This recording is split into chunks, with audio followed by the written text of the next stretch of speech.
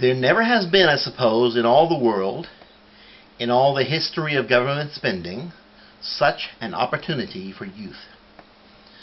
The Knights of the Round Table, the Crusaders, all fall back into the past, not only distant but prosaic.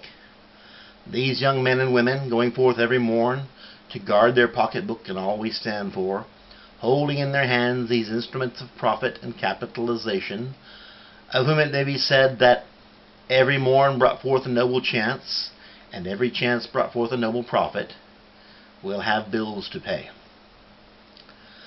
The best of all we had to give has gone to the federal government, and although they had not the numbers of T-bills, and some bearer instruments which were desirable, they were a very well and finely equipped bureaucracy. They had the first fruits of all that our industry had to give, and that is gone. And now here is this further delay. How long will it be, how long it will last, depends upon the exertions which we make in this budgetary instant.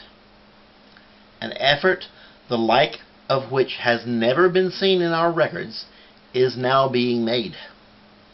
Work is proceeding everywhere, night and day, Sundays and weekdays. Republicans and big business have cast aside their interests, rights, and customs and put them into the common stock. Already, the Democrats have passed a deficit reduction. Turning once again, and this time more generally, to the question of the debt, I would observe that there has never been a period in all these long decades of which we boast when an absolute guarantee against borrowing, still less against serious waste, could have been given to our people. We are assured that novel methods of payment will be adopted, and when we see the originality of interest, the ingenuity of compounding, which our economy displays, we may certainly prepare ourselves for every kind of novel stratagem and every kind of hostile takeover bid and leveraged buyout.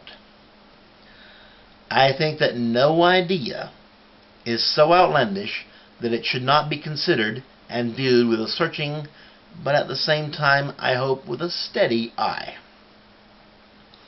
I have myself full confidence that if all do their duty, if nothing is neglected, and if the best arrangements are made, as they are being made, we shall prove ourselves once again able to pay our bills, to ride out the waves of debt, and to outlive the menace of national bankruptcy, if necessary for years, if necessary alone. At any rate, that is what we are going to try to do. We shall not flag or fail. We shall go on to the end. We shall fight in the aisles. We shall fight on the balance sheets and accounting programs. We shall fight with growing confidence and growing strength in the budget. We shall defend our pocketbook, whatever the cost may be. We shall fight on the debit cards. We shall fight on the credit cards. We shall fight MasterCard, Visa, and American Express. We shall fight in coins and bills. We shall never surrender.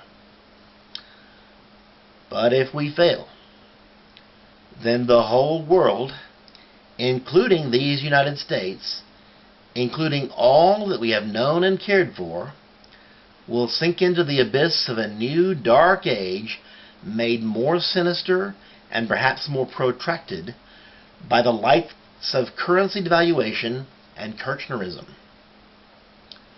Let us therefore brace ourselves to our duties, and so bear ourselves that, if the economy and its captains of industry should last for 1,000 years, the world will still say, this was their finest hour.